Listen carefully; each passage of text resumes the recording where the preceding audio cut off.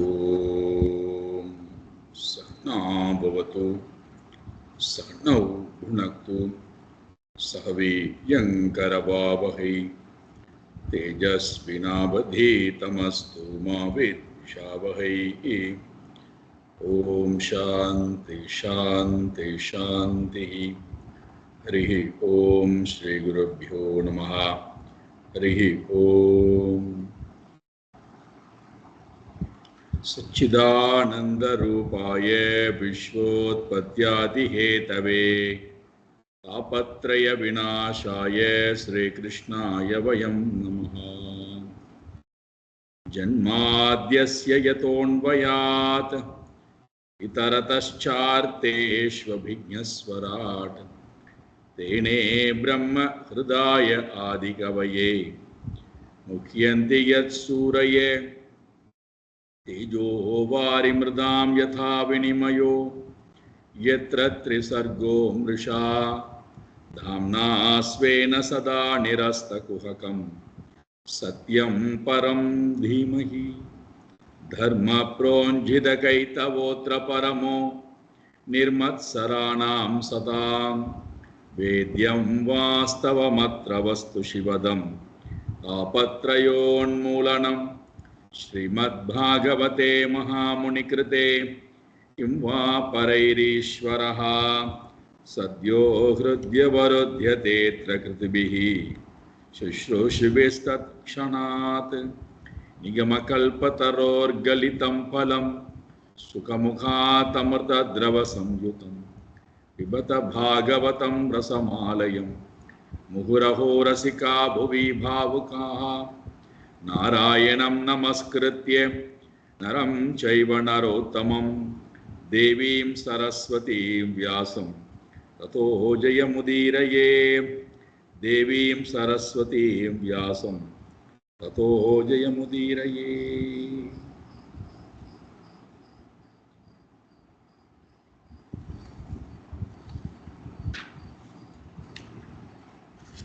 நாங்களோ அகிருத ஆத்மபி, மனதை ஒருநிலைப்படுத்துவதற்கோ அமைதிப்படுத்துவதற்கோ தூய்மைப்படுத்துவதற்கோ முடியாதவர்களாய் இருக்கின்றோம்.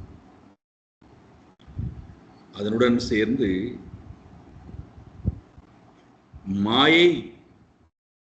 மாயைக்கு வசப்பட்டு நாங்கள் இருக்கின்றோம். ஐஸ்வர்யம் மாயா.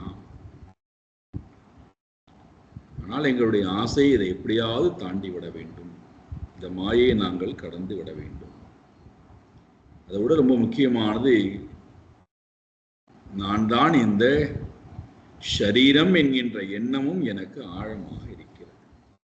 அப்படி இருக்கக்கூடிய எங்களை தாண்ட முடியாத இந்த மாயையினுடைய சக்தியிலிருந்து, பிடியிலிருந்து எங்களை தாண்டுவதற்கு என்ன உபாயம் இருக்கிறது? எப்படி நாங்கள் தாண்ட? கஷ்டமே இல்லாமல் நாங்கள் தாண்ட வேண்டும். அதற்கு எங்களுக்கு உபாயத்தை சொல்லுங்கள். முதல் உபாயமாக சொன்னார், 2 பேருடைய கர்மங்கள் அது கொடுக்கக்கூடிய பலனை ஆராய்ந்து பார். பாக்க விபர்யாசம். துக்கத்தை போக்க வேண்டும் என்பதற்காக, சுகத்தை பெற வேண்டும் என்பதற்காக 2 பேர் கர்மத்தை செய்கிறோம். ஆனால் வருகின்ற பலன் துக்கம் போகவும் இல்லை, சுகம் பெறவும் இல்லை. இப்பேற்பட்ட கர்மத்திடத்திலே, அது கொடுக்கக்கூடிய பலனிடத்திலே, அது கொடுக்கக்கூடிய ஜென்மத்திடத்திலே யார் போய் பற்று வைப்பான்? யாருக்குத்தான் அதன்பால் ஈடுபாடு வரும்?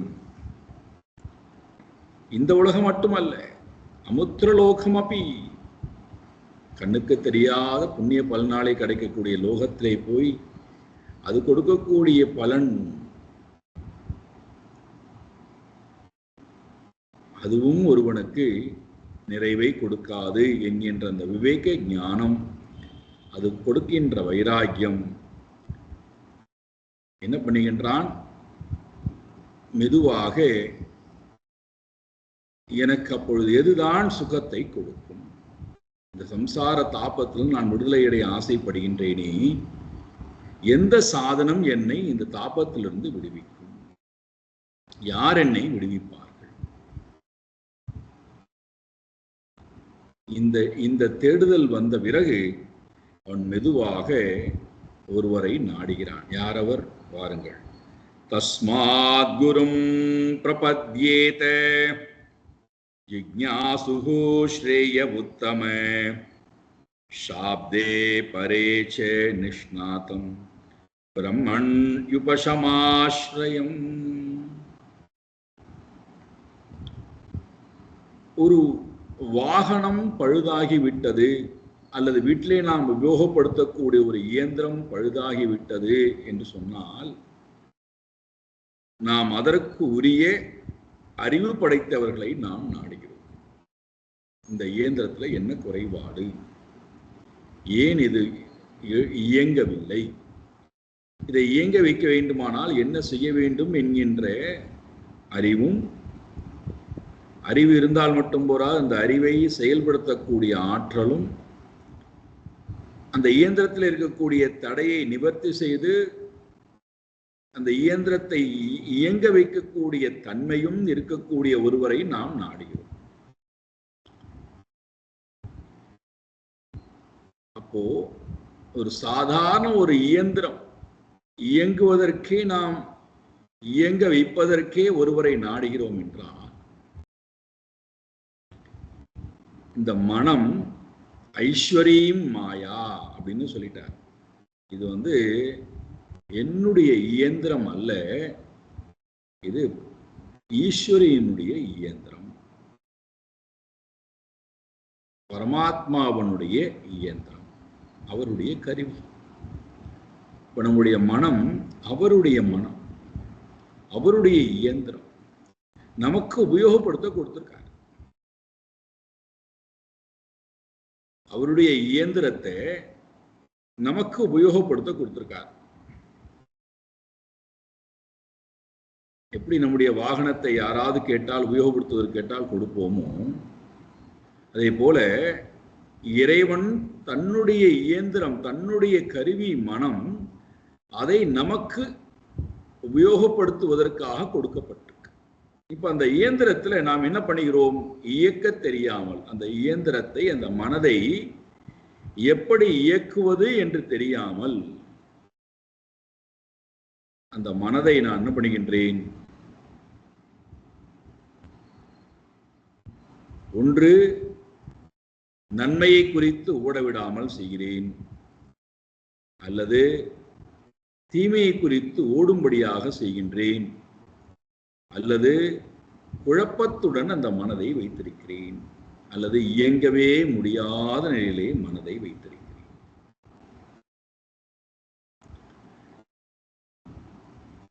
ரொம்ப சுலபமா சொல்லிடுறோம், மனமே சரியில்லை, என்னுடைய மனமே சரியில்லைன்னு சொல்லிடுறோம்.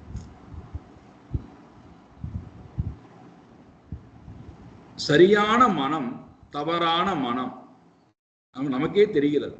என்னுடைய மனம் சரியில்லை என்றால் எது இருந்தால் மனம் சரியாக இருக்கும்? மனதிலே எது இருந்தால் சரியாக இருக்கும்?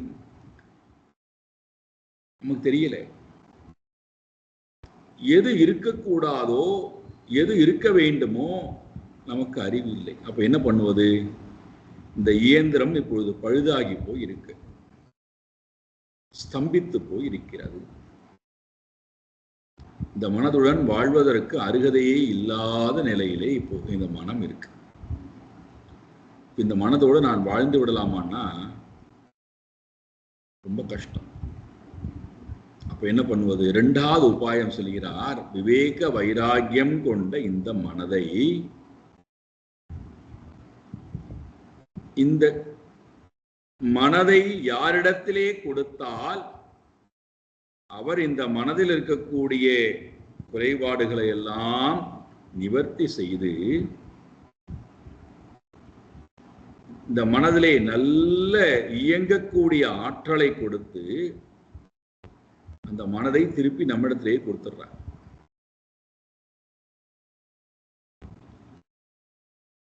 யார் அவர்? இங்க சொல்லுகிறார், குரும். குருவிடத்திலே இந்த மனதை நாம் கொடுத்தல். ரொம்ப கடினமான ஒரு சாதனம் இதுதான். நம்ம வாழ்க்கையில நமக்கு ரொம்ப கடினமான சாதனம் இதுதான். குருவிடத்திலே நம்முடைய மனதை கொடுப்பது.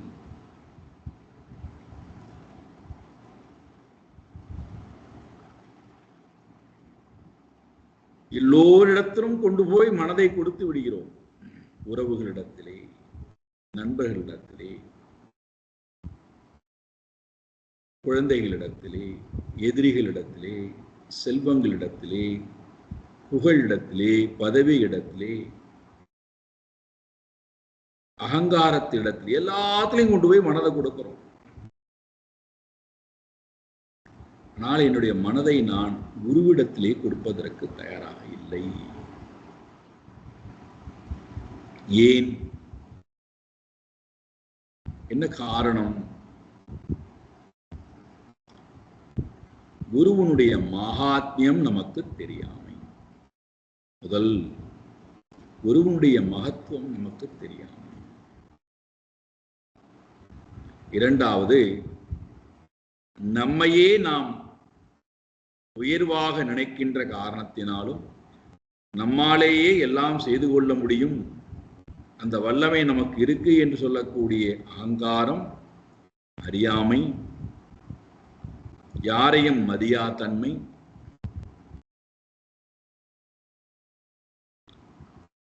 மூன்றாவது காரணம், இவரும் என்னை போல ஒரு சாதாரண மனிதர் தானே, இவரை எதற்கு நான் மதிக்க வேண்டும், இவரிடத்திலே எதற்கு நான் போய் உபதேசத்தை கேட்க வேண்டும்?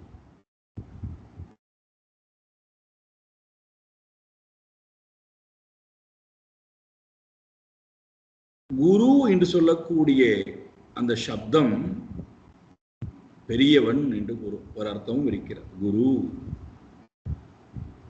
பெரியவர்கள், மேலானவர்கள், யாராவனா இருக்கலாம். யாரெல்லாம் என்னுடைய மனதை நல்வழிப்படுத்தி அறிவை கொடுத்து அதில் இருக்கக்கூடிய குழப்பங்களை நீக்கி அறியாமை இருளை நீக்கி அறிவை கொடுக்கிறார்களோ, நல்ல மனதை திருப்பி எனக்கு யார் கொடுக்கிறார்களோ அவர்கள் எல்லோருமே குருதான். ஒருவேளை நமக்கு இந்த உலகத்தில் இருக்கக்கூடியவர்கள் யாருமே குருவாக இருப்பதற்கு அருகதை இல்லை என்று சொன்னால், ஒருவேளை நமக்கு அந்த எண்ணம் இருக்கலாம், எனக்கு அறிவுரை கூறுவதற்கு இந்த உலகத்துல யாருக்குமே தகுதி இல்லை அப்படின்னு ஒருவேளை வைத்துக் கொள்வோம், வாதத்துக்காக வைத்துக் கொள்வோம். இறைவனையாவது குருவாக வரிக்கலாம். அர்ஜுனன் கிருஷ்ணனை வரித்ததை போல இறைவனை குருவாக வரிக்கலாமே, இல்லையா? அதுவும் எனக்கு உடன்பாடு இல்லையா? என்னுடைய வாழ்க்கையவே குருவாக நான் வரித்துக் கொள்ளலாமே, வாழ்க்கையினுடைய அனுபவத்தையே நான் குருவாக எடுத்துக் கொள்ளலாமே.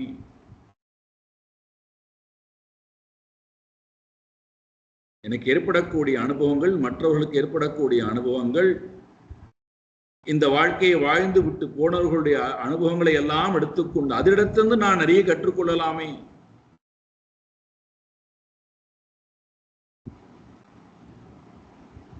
என்ன கஷ்டம் வருகின்றது என்றால், என்னுடைய மனம் ஸ்தம்பித்து போயிருக்கிறது, செயல்படுவதற்கு உண்டான அருகதையை இழந்திருக்கிறது தெரிகிறது. ஆனால் அதற்கு உபாயம் என்ன? இந்த மனதை இயங்க வைப்பதற்கு உண்டான உபாயம் என்ன என்றால், இந்த மனம் இறைவனுடைய மனம் என்று எனக்கு முதல்ல புரியணும். இது என்னுடைய சாதனம் அல்ல, இது இறைவனால் கொடுக்கப்பட்டிருக்கக்கூடிய சாதனம். எப்படி ஒரு வாகனம் நமக்கு உபயோகத்திற்கு கொடுக்கப்பட்டிருக்கோ, நாம என்ன அருகதை இருக்கோ அந்த அருகதைக்கு ஏற்ப செல்வத்தை கொடுத்து அந்த வாகனத்தை வாங்கி கொண்டு உபயோகப்படுத்துறோம். நாம உற்பத்தி பண்ணல, யாரோ ஒருத்தர் உற்பத்தி பண்ணி கொடுக்கிறோம். அதே போல இந்த மனம், என்னுடன் இருக்கின்ற இந்த மனம் இறைவனால் எனக்கு கொடுக்கப்பட்டிருக்கக்கூடிய மனம். அப்போ இதுல ஏதாவது ஒரு குறைபாடு இருந்தால் அது இறைவனிடத்திலே போனால்தான் நிவர்த்தி ஆகுமே தவிர வேற யாரிடத்திலே போனாலும் வேற எந்த உபாயத்தை பின்பற்றினாலும் அதற்கு அந்த மனதிற்கு அது உபாயமாக அமையாது. அதனால்தான் நாண்ய பந்தா விமுக்தையே அயனாயே பகவான் சொல்றார் கீதையிலே. அந்நிய பந்தா, பந்தா என்றால் வழி, அந்நிய பந்தா விமுக்தையே, முக்தி அடைவதற்கு இந்த ஒரு மார்க்கத்தை தவிர வேற வழிமுறை என்பது எதுவும் செல்லுபடியாகாது.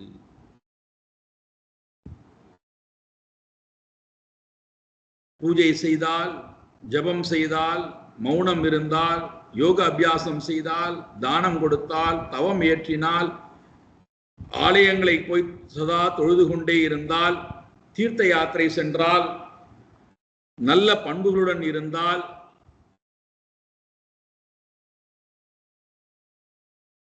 எந்த ஒரு சாதனமும் குருவை நான் நாடாதவரை,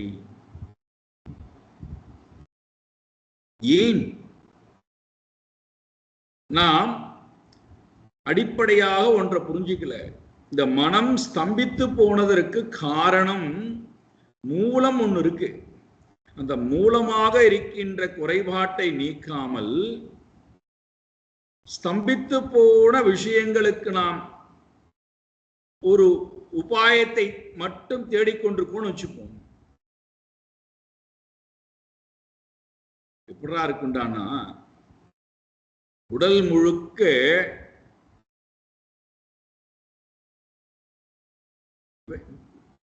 வேர்த்து கொட்டுகிறது, உள்ளிருந்து நிறைய நீரானது வெளியேறிக்கொண்டே இருக்கிறது வெப்பத்தின் காரணத்தினாலே. நான் ஒரு நிகழ்ச்சிக்கு போகிறேன், அங்கே இந்த உள்ளிருந்து வரக்கூடிய அந்த நீரானது தெரியக்கூடாது என்பதற்காக நிறைய வெளியிலிருந்து நிறைய வஸ்துக்களை நான் முகத்திலே பூசிக்கொள்கின்றேன்.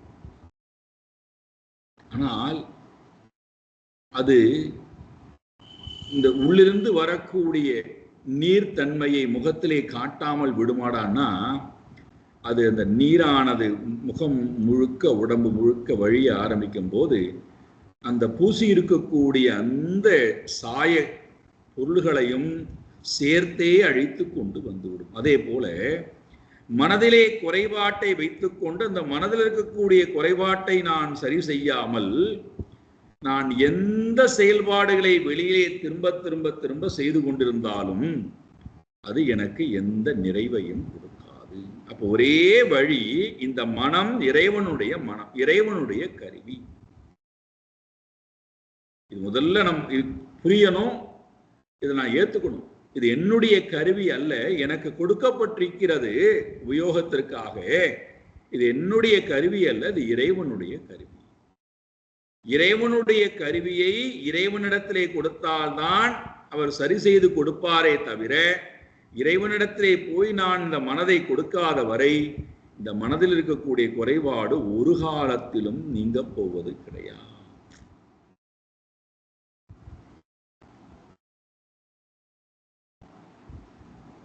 இந்த அறிவு நமக்கு வரும்போதுதான் நாம் என்ன பண்றோம், இந்த மனதை கொண்டு போய் குருவிடத்திலே ஒப்படைக்கின்றோம்.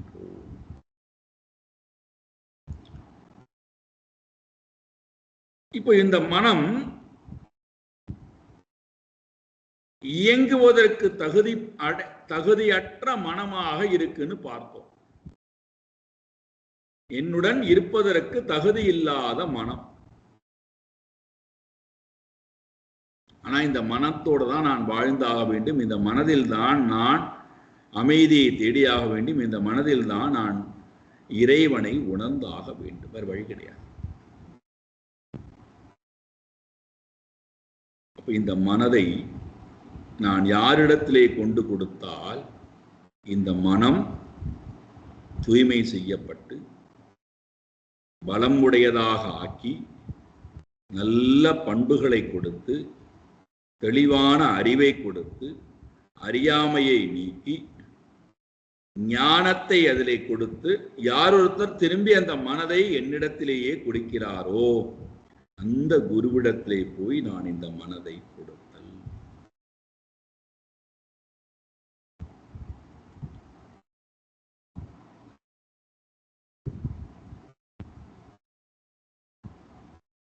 ஏன் நாம் கொடுப்பதற்கு தயாராக இல்லை? 3 காரணங்கள் பார்த்தோம். முக்கியமான காரணம் என்னவென்றால், குருவிடத்திலே போய் நான் என்னுடைய மனதை கொடுத்து விட்டால் அந்த மனம் தூய்மையான மனமாக மாறிவிடும், அழகு பொருந்திய மனமாக மாறிவிடும், அன்பான மனமாக மாறிவிடும், ஆற்றல் உடைய மனமாக மாறிவிடும், பக்தி ததும்பிய மனமாக மாறிவிடும், அறியாமை நீங்கிய மனமாக மாறிவிடும். அப்படி மாறிவிட்டால் இந்த உலகத்தில் இருக்கக்கூடிய எல்லாவற்றிலிருந்தும் இந்த மனமானது விடுபட்டு இறைவனோடையே வாழணும் அல்லது குருவோடையே வாழணும். அதற்கு நான் தயாராக இல்லை. என்னுடைய மனதை நான் அதற்கு தகுதி படைக்காத காரணத்தினாலே இந்த மனம் இது எல்லாவற்றையும் இழந்து அங்கே போவதற்கு தயாராக இல்லை. ஏன்னா மனதுக்கு ஏதாவது ஒன்றை பற்றி கொண்டே இருக்கணும். அப்போ ஒன்று விஷய வாசனைகளை பற்றுகிறது, நாம் ஜென்ம ஜென்மாந்திரமா சேர்த்த விஷய வாசனைகளை பற்றுகிறது, அல்லது வஸ்துக்களை பற்றுகிறது, வெளியில் இருக்கக்கூடிய வஸ்துக்களை பற்றுகிறது, அல்லது விஷய வாசனைகளை பற்றி கொள்கிறது, ஜென்ம ஜென்மாந்திரமா சேர்த்து வாசனைகளை பற்றி கொள்கிறது. ரெண்டும் கிடைக்கலையா? பொருளும் கிடைக்கல, வாசனையும் கிடைக்கலையா? மனம் எப்பொழுதுமே உணர்ச்சிக்கு அடிமையாகி போய் உணர்ச்சியுடனேயே மனம் வாழ்வதற்கு நம்மை தள்ளுகிறது. இதிலிருந்து மனம் விடுபட்டு அமைதியை நாடுவதற்கு மனம் தயாராக இல்லை. அதனால தான் நம்ம குருவை நோக்கி ஏன் நகர விடாமல் செய்கிறது அப்படின்னா, ஒன்று நீ உணர்ச்சியிலேயே உணர்ச்சி பூர்வமாகவே இரு, அல்லது வஸ்துக்களை பிடித்துக் கொண்டு அதோடையே இரு, அல்லது வாசனைகளை நினைத்து கொண்டு அதை அசை போடுவதிலேயே வாழ்க்கையை கழி. இதை விட்டு விட்டு சிந்தித்தல் என்கின்ற வேலைக்கெல்லாம் நீ போக வேண்டாம். மனம் தன்னுடைய உருவத்தை இழப்பதற்கு தயாராக இல்லை. அப்ப நம்ம எப்பொழுதுமே இந்த மனம் என்ன பண்ணுகிறதுனா, உயர்ந்த இலக்கை நோக்கி போவதற்கு நமக்கு பெரும் தடையாக இந்த மனம் இருக்கிறது. நம்ம யார் யாரெல்லாமோ தடைன்னு சொல்றோம். யாரும் தடை அல்ல, எதுவும் தடை அல்ல, என்னுடைய மனம்தான் தடை.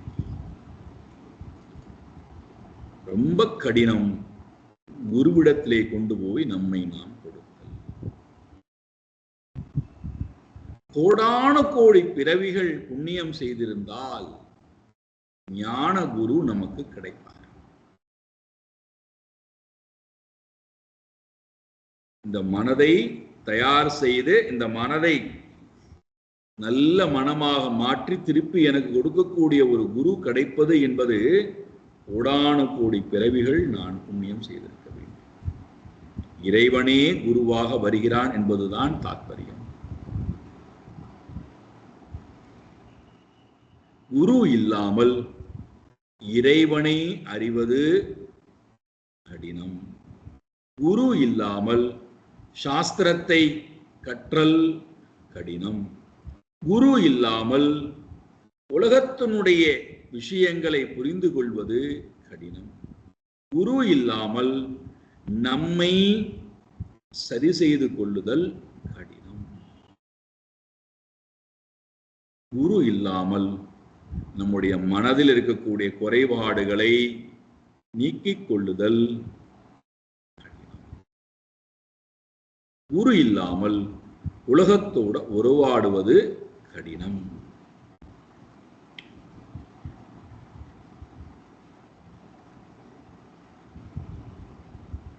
சரி, குருட்டு நாங்கள் போய் என்ன செய்யணும்?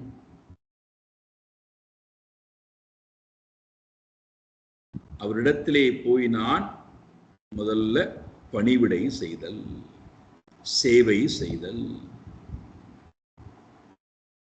அவரை குருவாகவும் இறைவனாகவும் நான் முதல்ல வரித்தல்,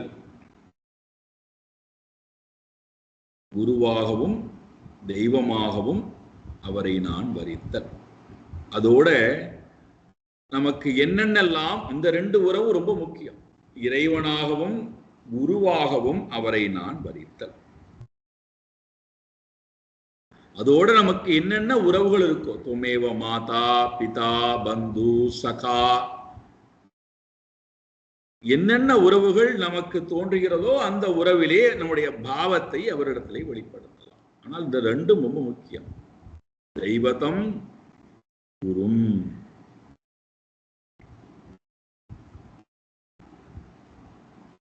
என்னுடைய குருவாகவும் என்னுடைய ஆத்மாவாகவும் என்னுடைய கடவுளாகவும் நான் பாவித்தல். சேவகம் புரிதல், என்னை கொண்டு போய் நான் ஒப்படைத்தல். பகவான் சொல்றார், உன்னை கொண்டு போய் குருட்ட கொடுப்பா, ஒப்படை முதல்ல. தத்வித்தி பிரணிபாதேன பரிப்ரஷ்னேன சேவையா உபதேக்ஷந்தி தே ஞானம் ஞானினா தத்துவதர்ஷினா. குருவுக்கு நான் போய் பணிவிடை செய்தேன், குரு சேவா. அதே போல சரணாகதி, இந்த இரண்டும் ரொம்ப முக்கியம். அதன் பிறகு அவரிடத்திலே நான் பழக ஆரம்பித்து மாணவனுக்கும் குருவுக்கும் இடையிலே நல்ல உறவுகள் ஏற்பட்டதற்கு பிறகு, புரிதல் ஏற்பட்டதற்கு பிறகு குரு காத்து கொண்டிருக்கார்.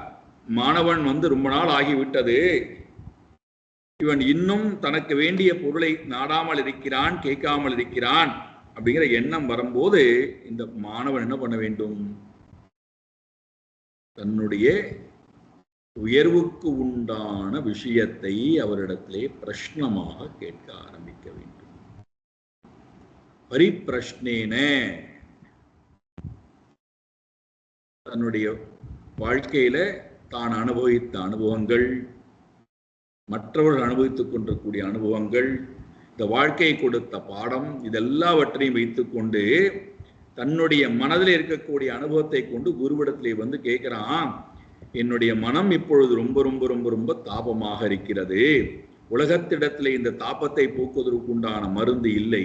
இந்த உலகம் மட்டுமல்ல, எந்த லோகத்திலும் என்னுடைய மனதை தாபத்தை போக்குவதற்கு உண்டான மருந்து இல்லை. அது உங்களிடத்திலே இருக்கிறது என்பது எனக்கு தெரிகிறது. காரணம், நீங்கள் சாந்த மூர்த்தியாக இருக்கிறீர்கள், உண்மையை உணர்ந்தவராக இருக்கிறீர்கள். நீங்கள் உங்களுடைய குருவிடத்திலே பணிவிடை செய்து அந்த ஞானத்தையும் வாங்கி இருக்கிறீர்கள். அப்பேற்பட்ட உங்களை பார்க்கும்போது தெரிகிறது, உங்களுக்கு இந்த உலகம் இருக்கிறது, ஆனால் உங்களுக்குள்ளே இந்த உலகம் இல்லை. ஆனந்தமான ஒரு அனுபவத்தில் இருக்கக்கூடிய காட்சியை பார்க்கிறேன். அப்படி என்றால் அந்த அனுபவத்தை நானும் பெற வேண்டும். எனக்கும் அந்த அறிவை கொடுங்கள், எனக்கும் ஆத்மாவை பற்றின ஞானத்தை கொடுங்கள். இதைத்தான் விவேக சூடாமணியில ஆதிசங்கர பகவத்பாதா மாணவன் குருவை நோக்கி வரானா, காலில் விழறான். சுவாமின் நமஸ்தே நதலோக பந்தோ காருண்ய சிந்தோ பதிதம் பவாப்தௌ மமுத்தராத்மீக கடாட்ச திருஷ்டியா உஜ்வாதி காருண்ய சுதாபிவிருஷ்டியா. அழகான ஒரு பாடல். மாணவன் குருட்ட சுவாமின் நமஸ்தே, சுவாமி உங்களுக்கு என்னுடைய வணக்கங்கள் இருக்கட்டும். சுவாமின் நமஸ்தே, நீ யாரு, எதற்காக உன்னிடத்திலே காலில் விழுந்திருக்கிறேன்? அடுத்து சொல்றான், நதலோக பந்தோ, இந்த லோகத்துல நீதான் உண்மையான பந்து. சுவாமின் நமஸ்தே நரலோக பந்தோ காருண்ய சிந்தோ, உன்னுடைய சொரூபம் காருண்ய சிந்தோ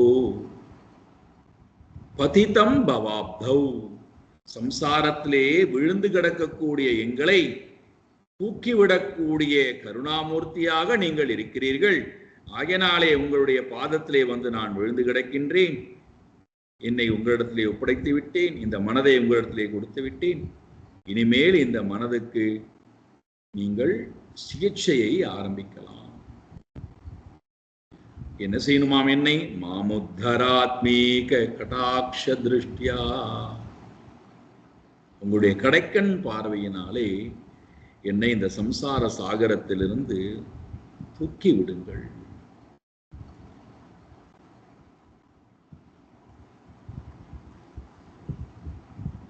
இதை கேட்ட உடனே குருவுக்கு ரொம்ப சந்தோஷம்.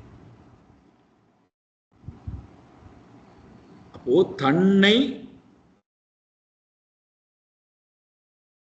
தன்னுடைய இப்பொழுது இருக்கக்கூடிய நிலையிலிருந்து தன்னைத்தானே சரி செய்து கொள்வதற்கு உண்டான முயற்சியை எடுக்க விரும்புகிறான் அல்லவா, அவனுக்கு பேர் தான் சிஷ்யன்னு பெயர். தன்னைத்தானே எல்லாவற்றிலிருந்தும் விடுவித்து, எதிலிருந்து? இந்த 3 பார்த்தோம். ஜென்மாந்தரமாக வைத்திருக்கக்கூடிய கர்ம வாசனையிலிருந்தும், தன்னை போட்டு அழுத்திக் கொண்டிருக்கக்கூடிய உணர்ச்சிகளிடத்திலிருந்தும், உலகத்திடத்திலிருந்தும், உலகம் என்றால் வஸ்துக்கள், உறவுகள் எல்லாம் சேர்த்துக்கொள்ளும், உடைமைகள் அத்தனையிலிருந்தும் தன்னை விடுவித்துக் கொண்டு தன்னைத்தானே இப்ப இருக்கக்கூடிய நிலையிலிருந்து தன்னைத்தானே யாரொருத்தன் சரி செய்து கொள்வதற்கு, உயர்த்தி கொள்வதற்காக முயற்சி அடிக்கிறானோ, அப்ப எல்லாவற்றிலிருந்து விடுபட்டால் தான், தன்னைத்தானே விடுவித்துக் கொண்டால்தான் இந்த இடத்துக்கு வருவோம். எல்லாவற்றோடும் இருக்கிறேன், நான் இங்கே வருகிறேன் என்றால், இங்கே வரும்போது அவர்களுக்கு இதனுடைய மகாத்மியம் புரியாது, இதனுடைய சிறப்பம்சம் புரியாது. தன்னைத்தானே யாரொருத்தன் சரி செய்து கொள்வதற்கு உண்டான முயற்சியில் இறங்குகின்றானோ அவனுக்கு பேர் தான் சிஷ்யன். சிஷ்யஹா என்பதே சேஷத்திலிருந்து வரக்கூடியது. சிஷ்யா, சேஷம் என்றால் தன்னைத்தானே எல்லாவற்றிலுமிருந்தும் விடுவித்துக் கொள்வது, மீந்து போனதுன்னு சொல்றோம் அல்லவா. சேஷமான பொருள், மீந்து போனது, எல்லோரும் உபயோகப்படுத்திய பிறகு தூக்கி எறிகின்ற பொருள் சேஷம்னு சொல்றோம். அதே போல நம்மை நாமே எல்லாவற்றிலும் இருந்தும் விடுவித்துக் கொள்வது. யாரும் நம்மளை ஒதுக்கணும் அவசியம் இல்லை. ஐயோ, என்னுடைய பையனனை ஒதுக்கி விட்டானே, என்னுடைய கணவரனை ஒதுக்கி விட்டாரே, என்னுடைய மனைவி என்னை தூக்கி எறிந்து விட்டாளே, என்னுடைய அம்மா அப்பா என்னை தூக்கி எறிந்து விட்டார்களே, இந்த சமூகம் என்னை தூக்கி எறிந்து விட்டதே, இறைவனும் என்னை தூக்கி எறிந்து விட்டானே, நான் எங்கே போவேன், எனக்கு என்ன கதின்னு புலம்புவது அல்ல இவனுடைய வேலை. இவனே அத்தனையிலிருந்தும் தன்னை விடுவித்துக் கொள்கிறான். அத்தனையிலிருந்தும் தன்னைத்தானே விடுவித்துக் கொண்டு ஒரே ஒரு பொருளை நாடுவதற்காக யார் தன்னை சரி செய்து கொள்வதற்காக வருகின்றானோ அவனுக்கு பேர் தான் சிஷ்யா.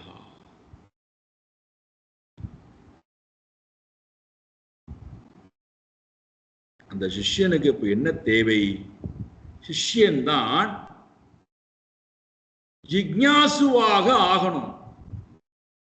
சிஷ்யனாக வருதல் என்பது ஒரு படி அப்படின்னு சொன்னா, சிஷ்யனாக வந்தால் மட்டும் போராது, அவன் ஜிக்ஞாசுவாக மாற வேண்டும். எப்போ ஜிக்ஞாசுவா மாறுவான்?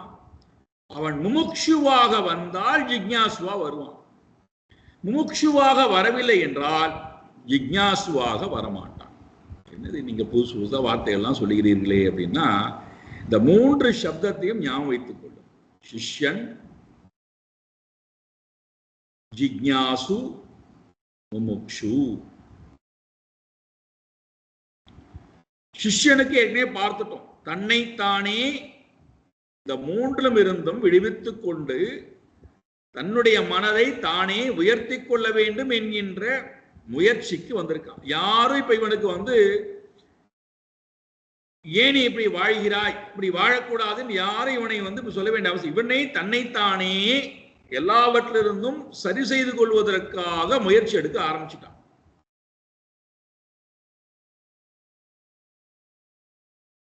எது ஒன்றை பார்த்தாலும், எந்த அனுபவத்தை பார்த்தாலும் தான் அதுல எப்படி இருக்க வேண்டும், தான் எப்படி இருந்தால் நன்மையானது, எதுவும் என்னை பாதிக்காத அளவு எப்படி இருந்தால் நன்மையானதுன்னு தன்னைத்தானே தயார்படுத்திக் கொள்கின்ற மனோநிலைக்கு வரான். யாரையும் குற்றம் சாற்ற விரும்பல. யாரையும் குற்றச்சாட்டுங்கிற எண்ணமும் இல்லை. எந்த ஒரு அனுபவமானும் அவனை பாதிக்காமல் பார்த்துக் கொள்கிறான். புலம்பல் இல்லை, வெறுப்பு இல்லை, ஆசை இல்லை, கோபங்கள் இல்லை, அழுகை இல்லை, சோர்வு இல்லை, மனக்கவலை இல்லை, வருத்தங்கள் இல்லை, ஏமாற்றங்கள் இல்லை. எல்லாவற்றிலும் தன்னை விடுவித்துக் கொண்டு சிஷ்யனாக வருகிறான் குருவிடத்திலே. சிஷ்யன்னு வரும்போது குரு இருந்தால் சிஷ்யன்னு சொல்ல முடியும். குருவே இல்லை என்றால் சிஷ்யன்கிற அந்த ஸ்தானம் கிடையாது. மாணவன் ஆசிரியன் எப்போ சேருகின்றார்களோ அப்பதான் சிஷ்யா குரு. அப்போ குருட்ட வரும்போது குரு இவனை செதுக்கணும். இப்போ கொஞ்சம் கொஞ்சமா இவனை செதுக்க ஆரம்பிக்கும் போது இவனுக்கு வலிக்க ஆரம்பிக்கும். என்னையே எப்பொழுதுமே குற்றம் சாட்டுகிறாரே, என்னுடைய விஷயத்தையே திரும்ப திரும்ப சுட்டி காட்டுகிறாரே, மற்றவர்களை யாரையுமே அவர் கண்டுகொள்வதே இல்லையே.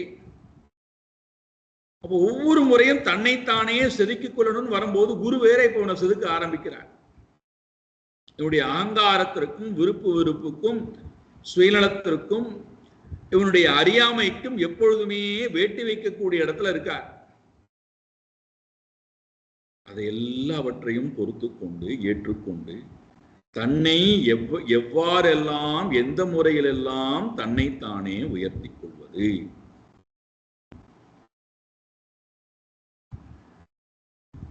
இந்த நிலைக்கு குரு மாணவனாக வரும்போது குருட்ட சேவைன்னு பார்த்தோம். சேவை புரிவதிலேயே காலத்தை கடத்தி தன்னை பண்பாடு உடையவனாகவே ஆக்கி கொண்டிருந்தால் மட்டும் போரும், அதுக்கு மேல ஒன்றுமே தேவையில்லை அப்படிங்கிற நிலைக்கு இருந்து விட்டால் அவன் அடுத்த ரெண்டுக்கு வரமாட்டான். என்னது? ஜிக்ஞாசு, அதே போல முமுக்ஷு. இந்த ரெண்டு விதமான இடத்துக்கு வரமாட்டான்.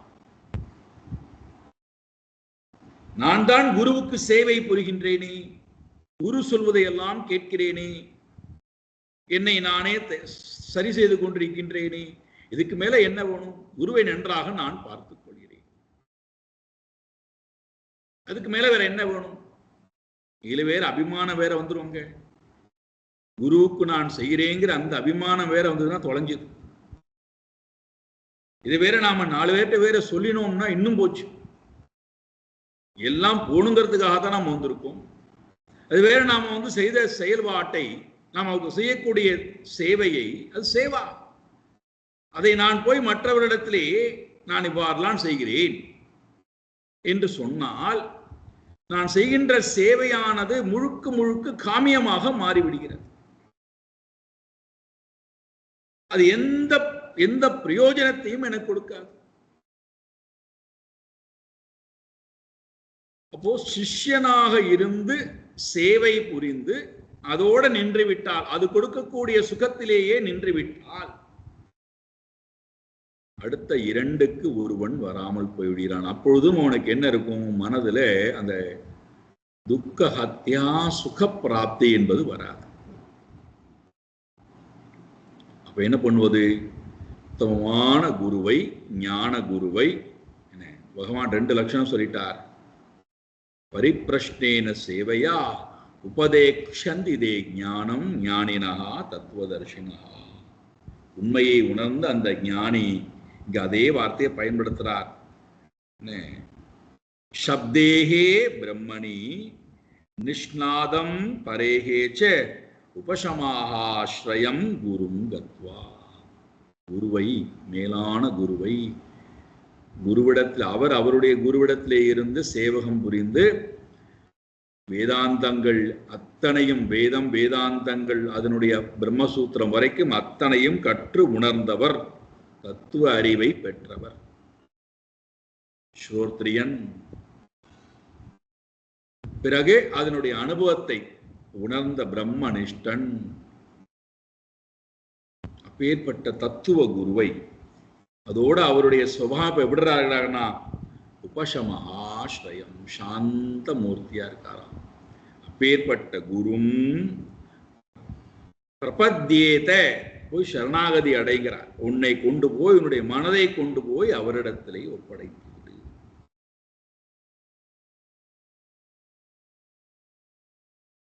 எப்படி ஒரு வாகனத்தை கொண்டு போய் ஒரு தொழிற்சாலையிலே கொடுத்து விட்டு நாம் ஒதுங்கிக் கொள்கிறோமோ, அதே போல இந்த மனதை குருவிடத்திலே கொண்டு ஒப்படைத்து விட்டு நீ ஒதுங்கிக் கொள்.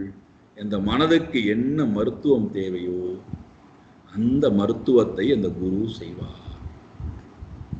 அதனால்தான் நிறைய பேர் சொல்வார்கள், நாம் பார்த்திருக்கிறோம், இன்றைக்கு வகுப்பு எனக்காகவே இருந்தது, எனக்கு பேசுவதைப் போலவே இருந்தது, என்னுடைய மனதுக்கு என்னென்னலாம் குழப்பங்கள் இருந்ததோ அத்தனைக்கும் எனக்கு இன்னைக்கு மருந்து கிடைத்தது.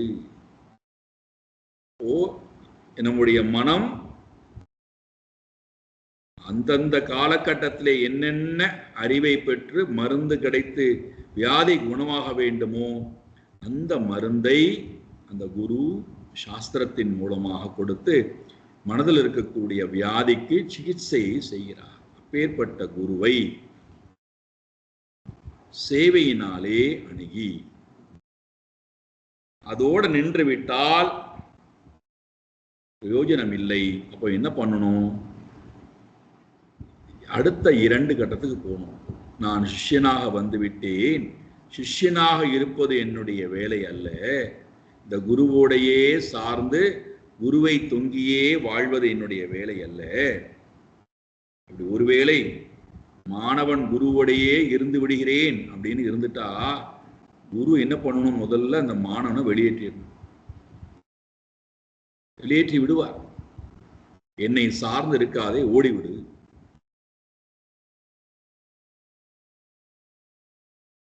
கடைசி வரைக்கும் இல்லை இல்லை உங்களோட தான் இருப்பேன், நான் என்னை முழுமையா உங்கள்கிட்ட கொடுத்து விட்டேன், இனிமேல் எனக்கு கதி வேறு எதுவுமே இல்லை, நீங்கள் தான் எனக்கு எல்லாமே அப்படின்னு குருவை மட்டுமே அண்டி சிஷ்யனாக மட்டும் இருக்கிறேன் என்று சொன்னா குரு முதல்ல அவனை வெளியேற்றணும். என்ன பண்ணுவது? அந்த மாணவன் அடுத்த ஒரு முக்கியமான இடத்துக்கு போகணும். அவன் தான் ஜிக்ஞாசுவாக ஆவது. ஜிக்ஞாசு அப்படின்னா ஞாத்தும் இச்சா, அறிந்து கொள்ள வேண்டும் என்கின்ற ஆர்வம் உடையவன் ஜிக்ஞாசு. ஞாத்தும் இச்சா ஜிக்ஞா. ஞா என்றால் அறிவு, ஞா என்றால் அறிந்து கொள்ள ஆசை. ஞாத்தும் இச்சா, அறிந்து கொள்ள வேண்டும் என்கின்ற ஆசை உடையவனாய் இவன் ஆகவே. எதை அறிஞ்சுக்கணும்? தன்னையும் பரமாத்மாவையும் இந்த உலகத்தையும் பற்றின அறிவை அறிந்து கொள்ள ஆசைப்படுகிறான். அப்போ எதெல்லாம் அறிஞ்சுக்கணும்னு ஒரு பெரிய பட்டியல் கொடுக்கிறான் மாணவன். 7 கேள்வி கேட்கிறான் விவேக சூடாமணியில. குருட்ட போய் கோணாம பந்த கதமேஷ ஆகதஹ கதம் பிரதிஷ்டாஸ்ய கதம் விமோக்ஷஹ கோசாவனாத்மா பரமக்க ஆத்மா தயோர் விவேக கதமேததுச்யதா.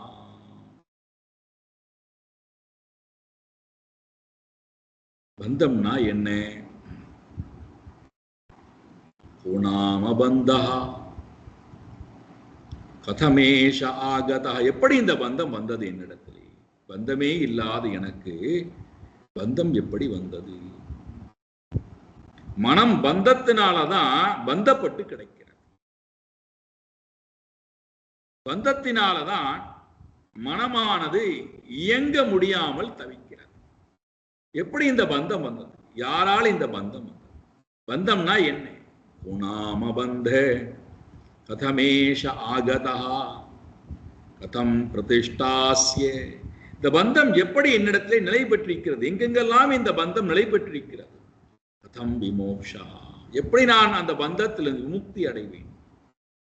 கோசாவனாத்மா, ஆத்மானா என்ன? பரமக்க ஆத்மா. அனாத்மா என்றால் என்ன? ஆத்மா என்றால் என்ன? கோசா அனாத்மா, பரமக்க ஆத்மா.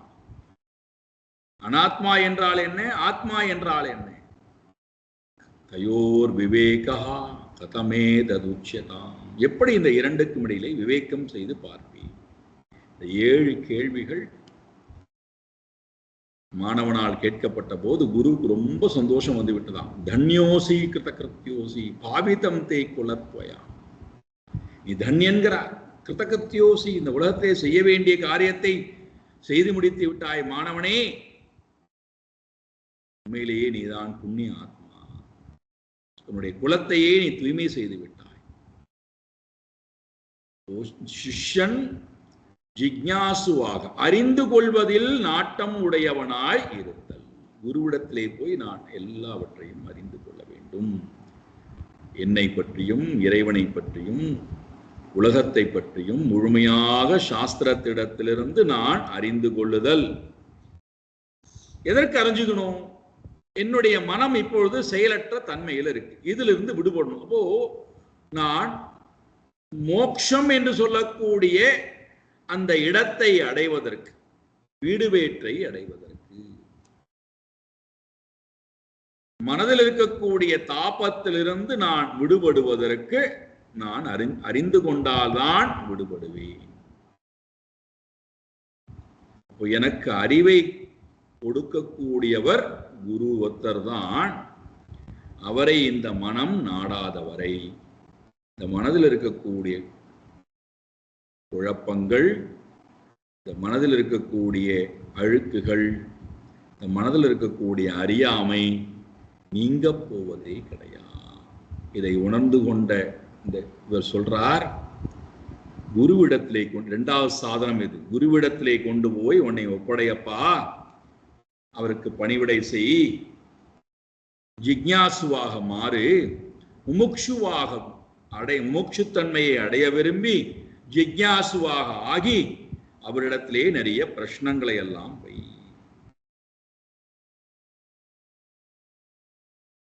அவ்வாறு நீ வைக்க ஆரம்பித்தால் அந்த குரு உனக்கு நிறைய ஞான உபதேசங்களை எல்லாம் கொடுப்பார்.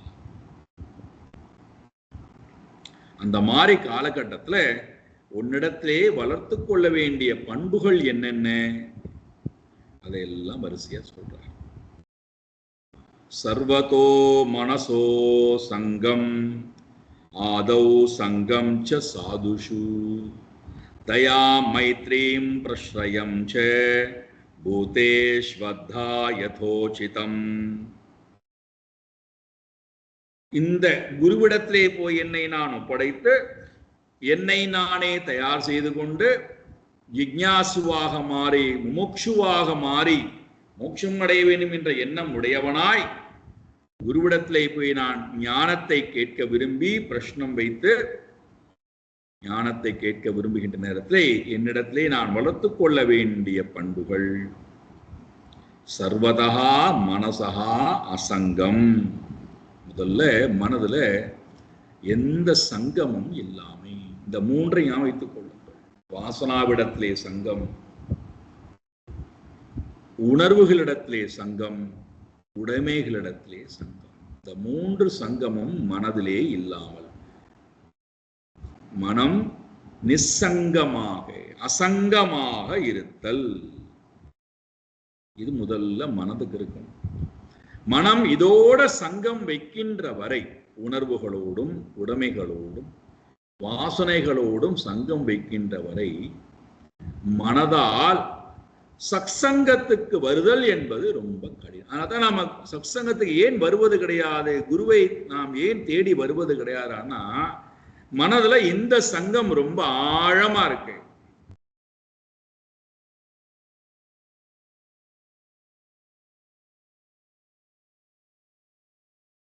எதுவரைக்கும் மனதிலே இந்த மூன்று வஸ்துக்களை பற்றின சங்கம் இருக்கிறதோ அதுவரைக்கும் குருவிடத்திலே சங்கம் வராது, சாஸ்திரத்திடத்திலே சங்கம் வராது, இறைவனிடத்திலே சங்கம் வராது, இறைவனை அடைவதற்கு உண்டான பக்தி இடத்திலும் சங்கம் வராது.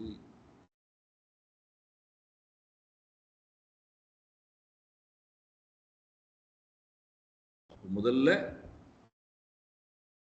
எனக்கு எதன்பாலும் சங்கம் இல்லாமல் ரொம்ப கஷ்டமாச்சேடானா.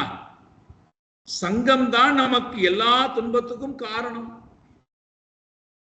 மனம் சங்கத்திலிருந்து விடுபட்டது வச்சுப்போமே, எந்த எந்த பொருளோட நான் வாழ்ந்து கொண்டு துன்பம் துன்பம் சொல்லிக் கொண்டிருந்தேன், அந்த பொருள் இங்குதான் இருக்க போகிறது, அந்த மனிதர்கள் இங்குதான் இருக்க போகிறார்கள். ஆனா என்னுடைய மனதிலே அதற்கு உண்டான சங்கம் இல்லை. சேர்க்கை, சங்கம் என்றாலே சேர்க்கை. மனதால் நான் தொடர்பை ஏற்படுத்திக் கொண்டிருக்கிறேன் அல்லவா, அதிடத்திலிருந்து நான் வெளியில வந்துடுறேன். ஆனா நான் அங்கதான் இருக்கேன்.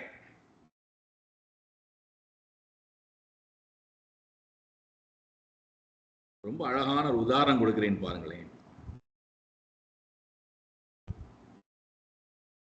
அக்னி பக்கத்திலே நின்று கொண்டு வேலை செய்கிறோம். ஆனா அந்த அக்னியானது எவ்வகையிலும் நம்மை காயப்படுத்தி விடக்கூடாது, நம்மை தொட்டு விடக்கூடாது.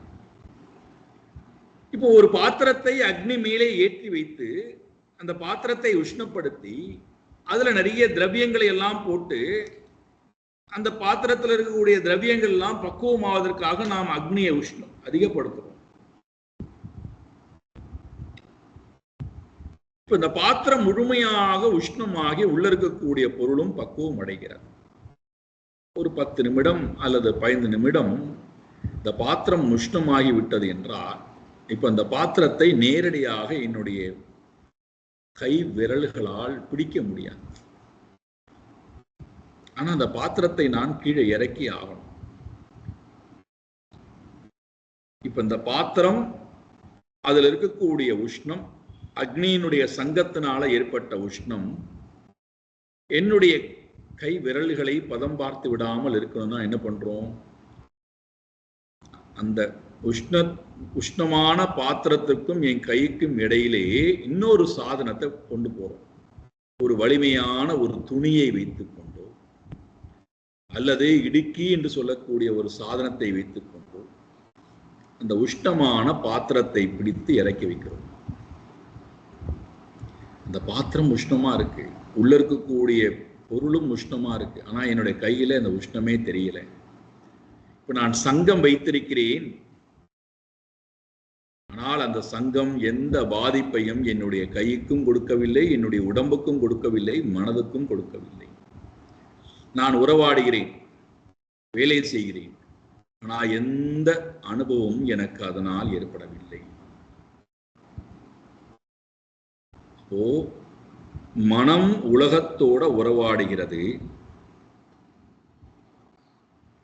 உணர்வுகளோட உறவாடுகிறது, உடைமைகளோட உறவாடுகிறது, வாசனைகளோட உறவாடுகிறது என்றால் அந்த மனம் திரும்ப திரும்ப திரும்ப சங்கத்தினாலே காயப்படுகிறது, பலகீனத்தன்மை அடைகிறது, செயலற்ற தன்மைக்கு உண்டான, தகுதியில்லா தன்மைக்கு உண்டான மனமாக ஆகிவிடுகிறது. அதெல்லாம் நமக்கு ஏற்படக்கூடிய அனுபவம், காயம். இந்த மனம் எந்த அனுபவத்தையும் பெற வேண்டாம். உலகத்தோடு நான் உறவாடும் போதும் உலகத்தினுடைய அனுபவம் என்னை தொட வேண்டாம். உணர்வுகளோடு நான் உறவாடும் போதும் உணர்வுகளும் என்னுடைய மனதை காயப்படுத்த வேண்டாம். வாசனைகளோடு நான் இருக்கும் போதும் அந்த வாசனை என்னை காயப்படுத்த வேண்டாம் என்றால், நான் அந்த மனதோட சங்கம் வைக்காம, நான் யாரோட சங்கம் வச்சா இந்த சங்கம் என்னை பாதிக்காதாம், சாது சங்கம் புரியா, குருவிடத்தோட சங்கம், சாது சங்கத்திடத்திலே போய் என்னை நான் இணைத்துக் கொள்ளுதல். அவ்வளவு வலிமையானது சாதுவனுடைய சங்கம்.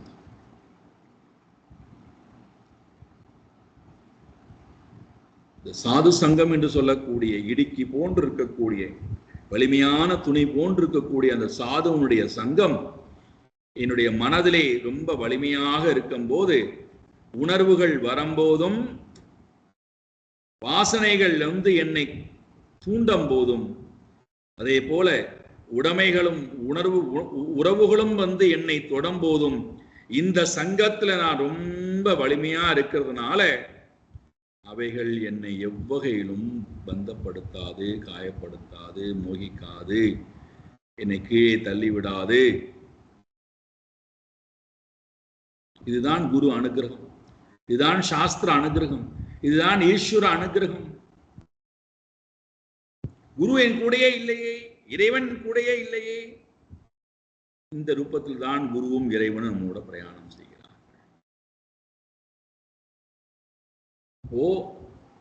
முதல்ல மனதிலே பற்றற்ற தன்மை, அசங்கதா. இரண்டாவது சாது சங்கேஷு, சாதுக்களோட சங்கம் வைத்தல். இதோட சேர்ந்து நான் வளர்த்து கொள்ள வேண்டிய பண்பு என்னவென்றால் சர்வபூதேஷு யதோசிதம் தயாம் மைத்ரீம் பிரஸ்ரயம் ச அத்தா. இந்த நான்கையும் மனதிலே நான் எப்பொழுதும் வளர்த்துக் கொள்ளுதல். என்னது? தயாம், தயையை மனதிலே வளர்த்துக் கொள்ளுதல். தாழ்ந்தவர்களிடத்திலே, நம்மை விட எல்லாவற்றிலும் தாழ்ந்திருக்கிறார்கள், செயலால், சிந்தனையால், சொல்லால், வாழ்க்கை வாழக்கூடிய தன்மையால், அறிவால், அழகால், குலத்தால், பணத்தால், எல்லா வகையிலும் நம்மை விட தாழ்ந்திருக்கக்கூடியவர்களிடத்திலே நமக்கு வரவேண்டியவை தயா.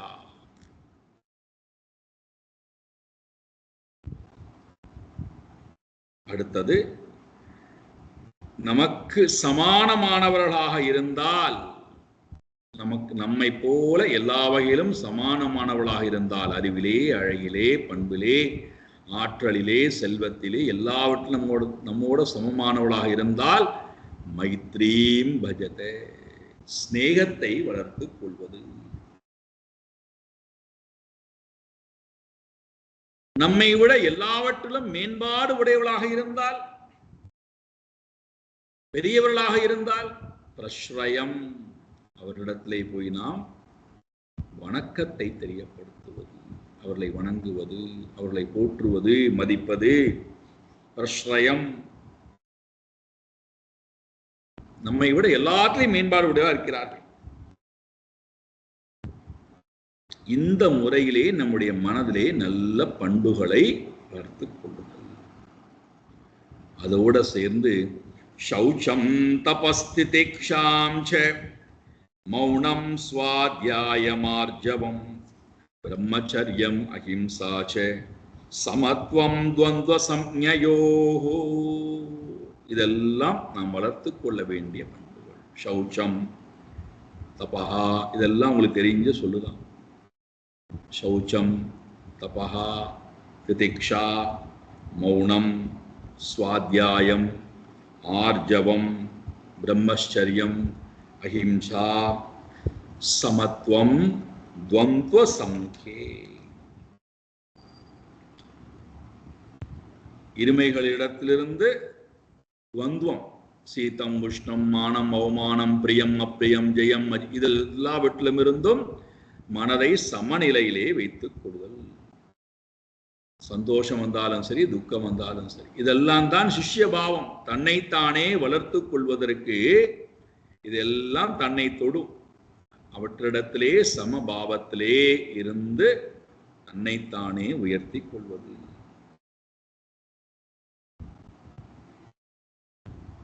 அதோட சேர்ந்து சர்வாத்மேஸ்வரான்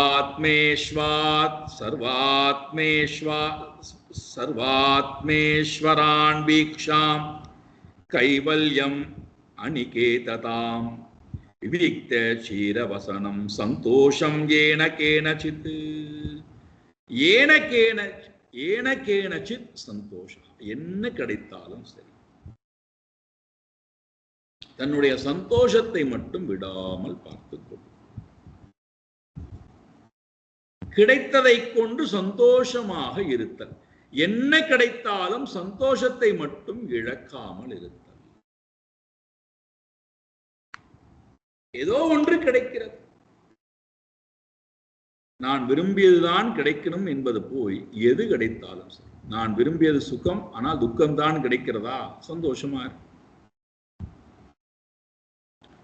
கடுமையான வேதனை உள்ள நிலையிலும் என்னுடைய மனம் சந்தோஷத்தை இழக்காமல் இருக்கணும். அதுதான் உண்மையான சாதகனுடைய லட்சணம். எவ்வளவு கடினமான சூழ்நிலை இருந்தாலும் சரி, என்னுடைய மனம் சந்தோஷத்தை இழக்காமல் ஏனக்கேன சித் சந்துஷ்டா,